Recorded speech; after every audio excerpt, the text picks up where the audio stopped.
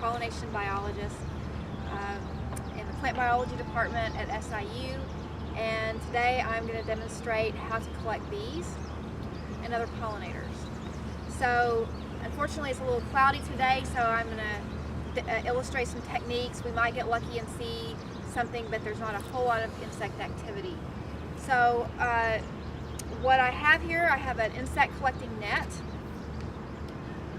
and I have a kill jar. This killing jar has some potassium cyanide in it, but you can also collect, this could also be done with some other kind of containers that you could then put in the freezer to dispatch the victims.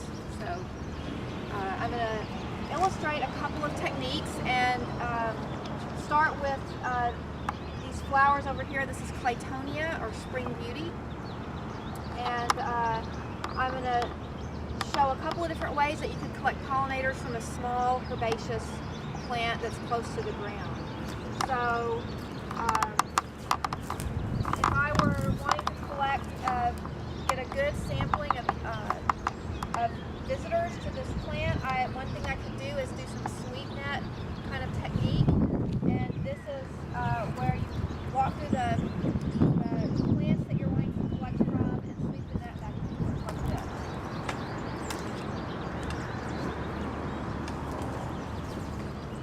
This works best when you have a lot of insect activity, which we don't really have today.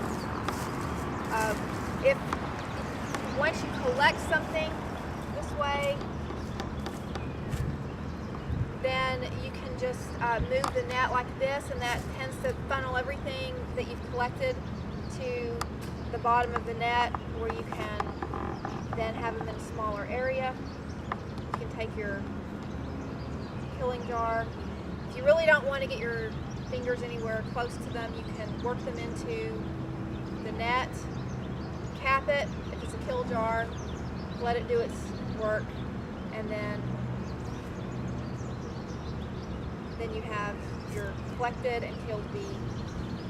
If you are putting them into some other kind of container to freeze later or to look at and let go, then you would have to work the insect into the net, put your other hand in, close the vial, and then you'd have the insect collected. Another strategy that you can use is to sort of sit and wait for one particular insect. So I can sit here watching these flowers, and if I saw one bee come along and I wanted to make sure I got it, I could do this kind of a technique. A lot of times bees will have a tendency to drop down if they become captured.